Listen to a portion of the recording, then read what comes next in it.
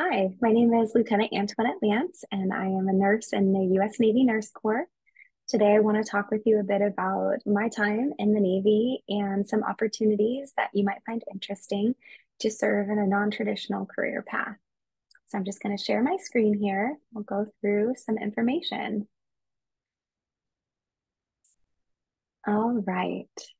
So this is me. I've spent my time in the Navy for the last almost 6 years at a few different locations. The first, I was stationed at Walter Reed, working on an inpatient oncology unit. From there, I went to Fort Belvoir, Virginia, and headed up the flu and COVID-19 vaccine programs. So it was a big undertaking, but I learned so much and grew so much during that time. I wouldn't trade it in for the world. And from there, I came to New England, and I'm currently serving as a medical programs officer recruiter. So, sharing information with nursing students and nurses in the area, in addition to those in other medical careers who are seeking information about the Navy. And I also am about to start my nurse practitioner program, which I'm able to do by the amazing GI Bill that we get as part of our service. So after you serve for 3 years in the military, you receive a GI Bill, which covers tuition at a program of your choice for 3 years, potentially four, depending on your status when you're getting out of the military. All right, so what are some pathways to serve? You can come in through the nurse candidate program, which is actually how I came in, which you apply while you're in nursing school. You do get some financial assistance, and then you commission after you graduate. There's no obligation while you're in nursing school. You don't have to put on a uniform or go through any trainings. It's really just focusing on your education and getting really good grades. And there are a few other opportunities. So, a direct accession new graduate means that you've finished nursing school, you've passed your NCLEX, and you've received your state license. You can actually commission into the Navy at this time as a brand new nurse, and we'll put you through a nurse residency program at your first duty location. Same program that I went through after coming in through the nurse candidate program, and I completed mine at Walter Reed. It was incredible. We also have specialized direct accession opportunities, and I'll talk to you in a bit about what those specific specialties are that we're looking for. You do have to have at least a year of experience in your particular subspecialty. There's also opportunities if you're wanting to stay in the local area to serve as a nurse in the reserves, which is a really great option as well. So why do we serve? There's so many reasons. I think it's a personal choice for people, and everybody serves for sort of a different reason, whether you grew up in a military family or you just have that desire in you to serve. It's in something bigger than other options that you might have available. So the first reason, of course, is service, both locally and globally. We do also have that adventure component. So there's a lot of travel involved. You are able to relocate every few years to different locations around the country and around the world. The Navy is incredible in this way because we are the Navy and we need to be by the ocean. A lot of our duty stations are right on the water, provided the opportunity for you to really enjoy the outdoors and the coastal areas around the world. We do, of course, offer incredible experiences, both traditional and non. So for me, for example, I have served in the hospital for a lot of my time in the Navy, where I'm working 12-hour shifts, 3 to 4 days a week, just like I would if I were in a civilian job. When I was at Fort Belvoir, of course, that looked a little bit different, running a very large scale mission, doing vaccinations at various locations, working outside of the hospital in sort of a different setting, but still somewhat of a traditional registered nurse role. We do have nurses who work with the Marines because the Navy is the medical force for the Marines. So you could get stationed with the Marines, going out on operational missions, tactical missions, and doing some more exciting things. That's what you're looking for. We, of course, offer incredible leadership opportunities. One of your roles as a naval officer, of course, is to be a very strong leader, and that's leading those around you, the enlisted personnel that you're working with as well. So we really do hone those leadership skills very nicely. As far as investment, you're really investing in not only yourself, but others. You're investing in your country and also in yourself because there's so many educational benefits that you get as part of your military service. Where do we serve? So all over the place. Like I mentioned, most of our locations are right next to the beach, which is very nice. We have more than 250 Navy and medical facilities around the globe. Our big three, as we call them, our big three hospitals are located in San Diego, California, and Portsmouth, Virginia. And then our third location is Walter Reed in Bethesda, Maryland, which is just outside Washington, D.C. So Washington, D.C., the Walter Reed location is actually a joint facility. So we work alongside Army and Air Force nurses as well. We do have mid-size and small hospitals as well as clinics located around the country and around the world as well. We have amazing locations in Spain, two in Italy, two in Japan. We have a really great hospital in Guam, of course, and other locations that are really desirable. How do we serve? So, what specialties do Navy nurses hold? Of course, our bread and butter are our critical care nurses and our ED trauma nurses. However, we have a ton of nurses who are also serving in med surg, pediatrics, labor and delivery, because we know our sailors and Marines have a lot of babies. So we have to be there to take care of them as well. We have community health nurses, OR, PACU nurses, as well as psych and mental health nurses. We do also have advanced practice nursing in the Navy. So whether you come in as an RN, BSN trained registered nurse, or if you come in as an already advanced practice nurse, there's opportunities to grow your career in that way as well. So many of our nurses who come in through the ICU do go on to become a CRNA. We do also have the opportunity to become a DNP, a psych mental health nurse practitioner, and then niche areas in nursing, such as nursing informatics, midwifery, and of course, public health. So, really incredible opportunities to expand your career beyond the bedside if that's what you're looking for. So, life at work. Life at work can look a lot like what it might look like in the civilian hospital, or it can look a lot different. It's really what you want to do with your career. So, on the left here, you'll see Marissa. She is an ICU nurse who wanted more of that operational experience. And so she became a ship's nurse. This is her as she's leaving for that deployment. In the middle, you'll see Alexa here. She is at Walter Reed there, just visiting with the hospital dogs, which is one of our favorite things.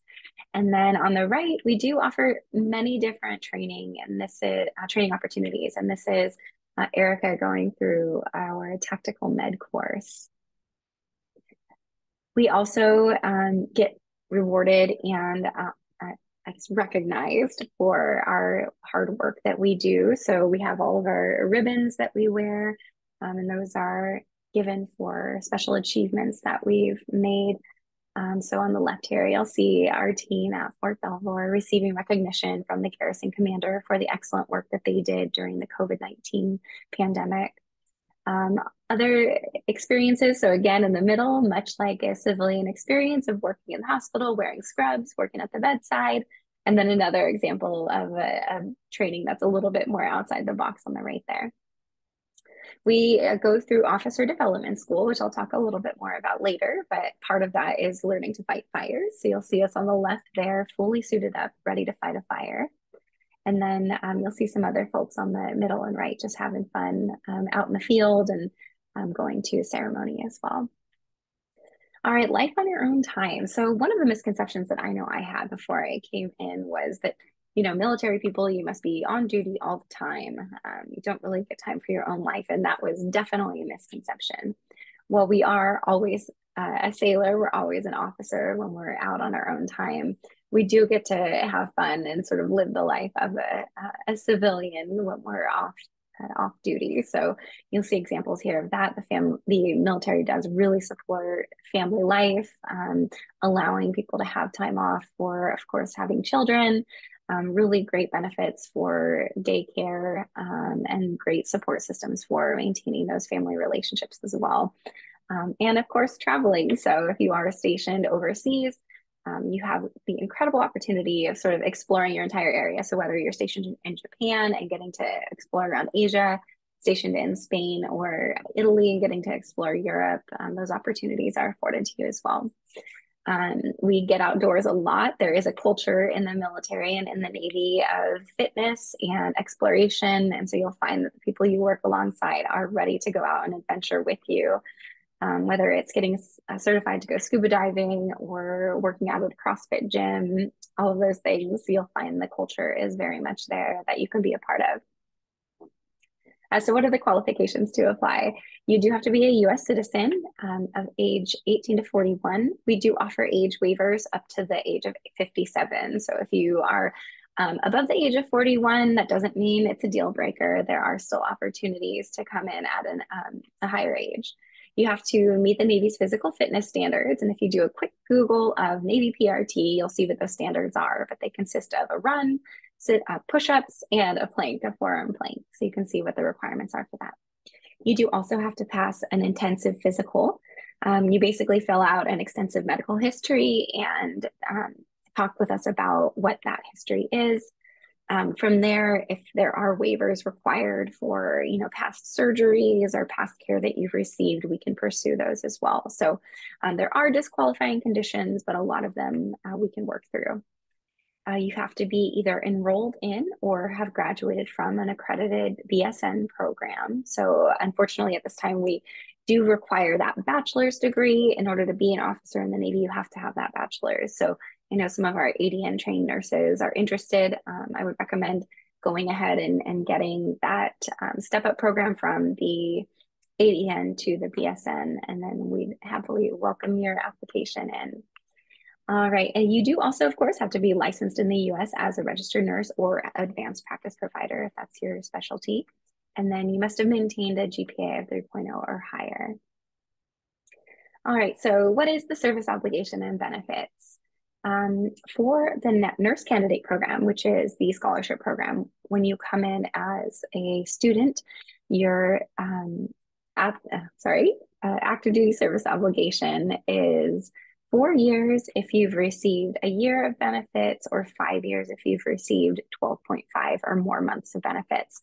When I came in, I had a 5-year active duty obligation. I will tell you, it flies by so quickly. I am currently almost in for 6 years, and I'm still going strong, having a great time.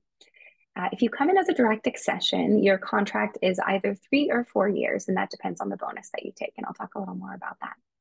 We do receive cost-free healthcare, not just for us, but also for our dependents, so your spouse and children.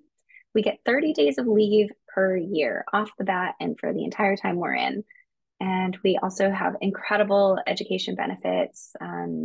Again, we have that GI Bill, 100% of the GI Bill after 3 years of service.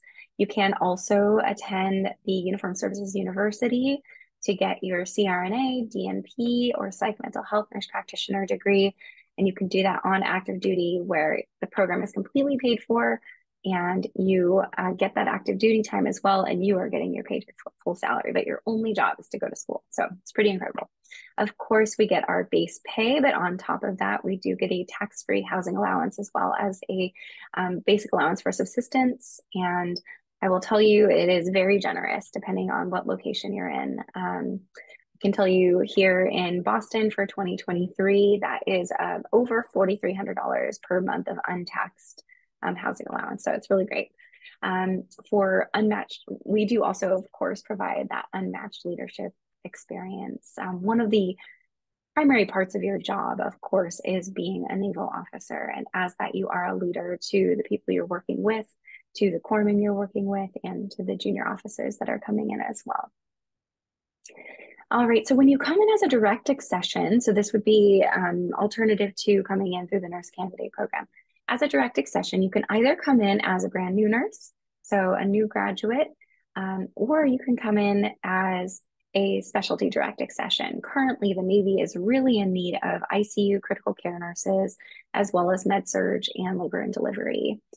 Again, as that direct accession, you're on a 3 to 4 year active duty obligation, and you can commission as a higher rank beyond. So normally you would come in as an O1 or an ensign.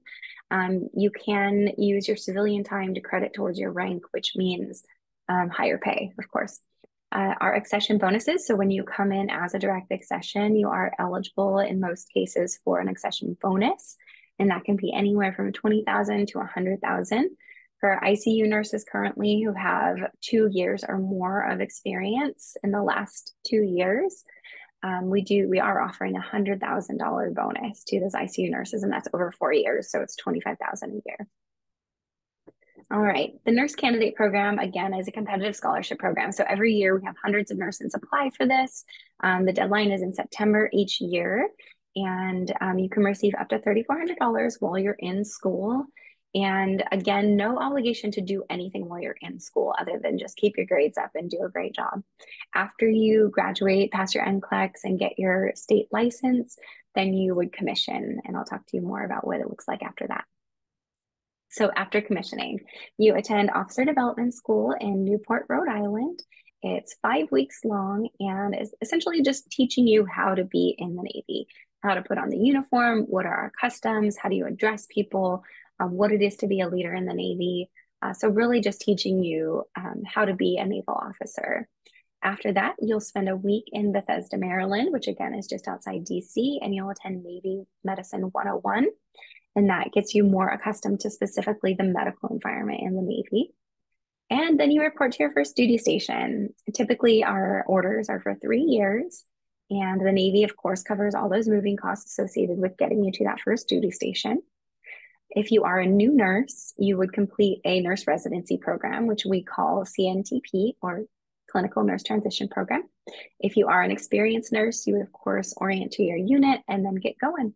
After that, you get to care for just the most incredible patients. I will say, as a Navy nurse, we have really strong staffing ratios, really, not overtaxing our staff in that way. The burnout is far reduced from what you would experience on the civilian side. And our patients, you're caring for patients who are either on active duty, or you're caring for their dependents, or you're caring for retirees who have done at least 20 years in the military. So 20 years on active duty and then have retired. So really a different population.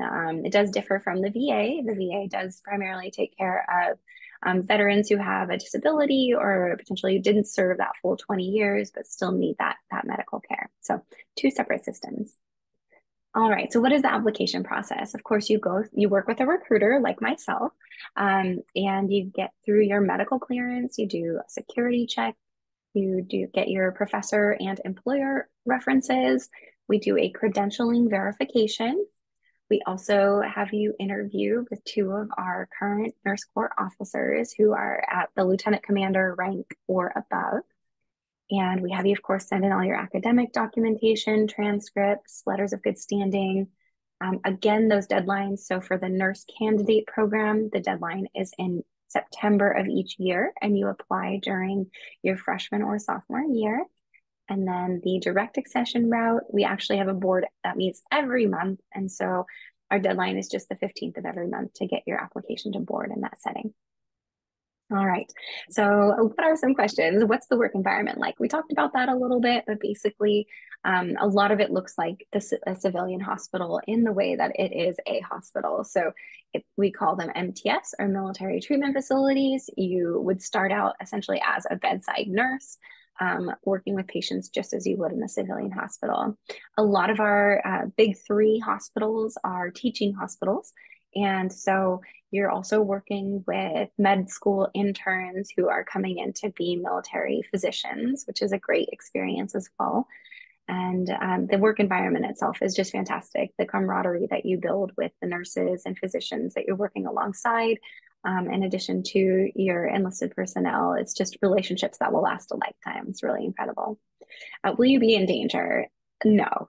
So, this was the first question that came to my mom's mind when I told her that I was going to come into the Navy. She asked, would I be on the front lines?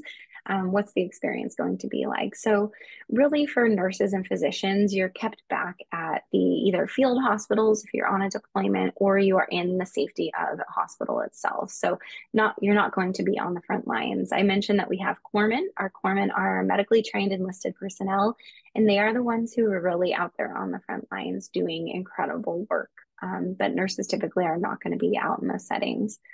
How often do you have to move? So again, our orders are typically for 3 years at each location.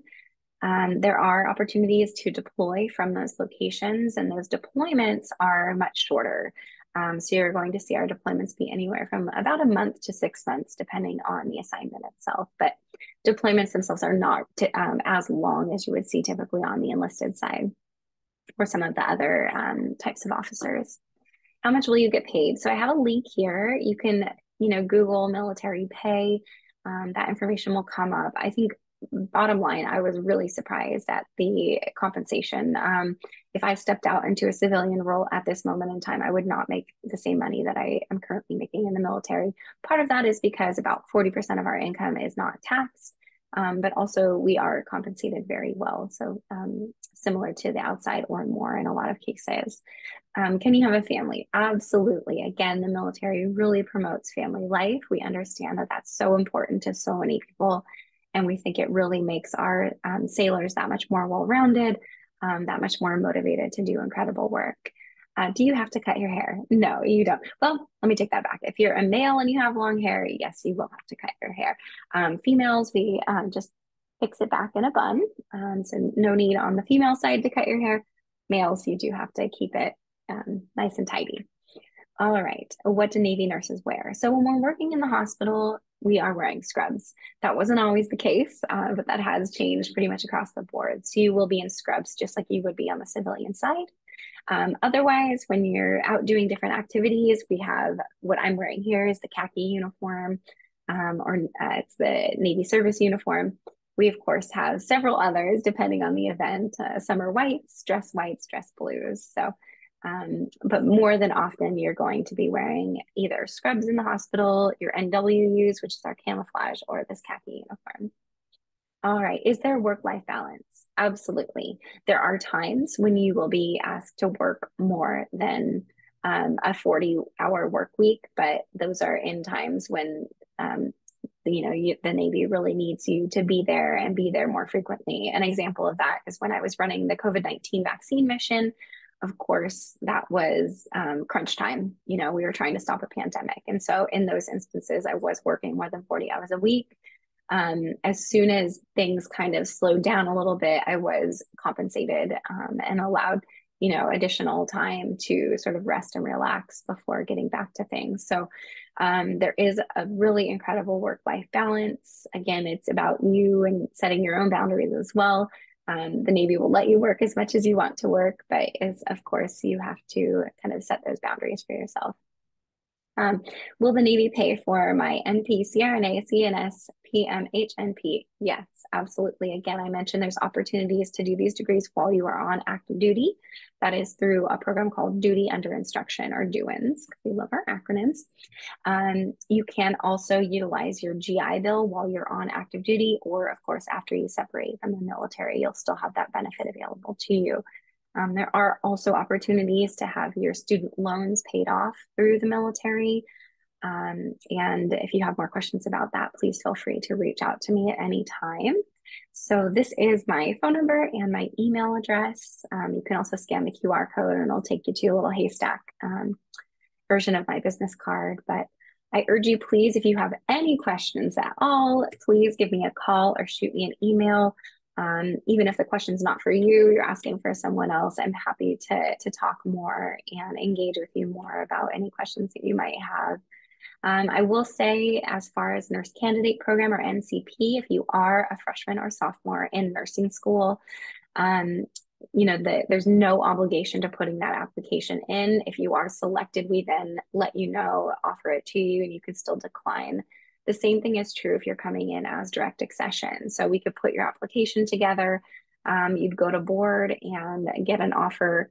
And if you decide to take it, great. If you decline, also fine. So if this is something that you're interested in. Again, there's no obligation until you actually, raise your hand and take your oath, which I'd love for you to do. But again, completely personal choice, up to you.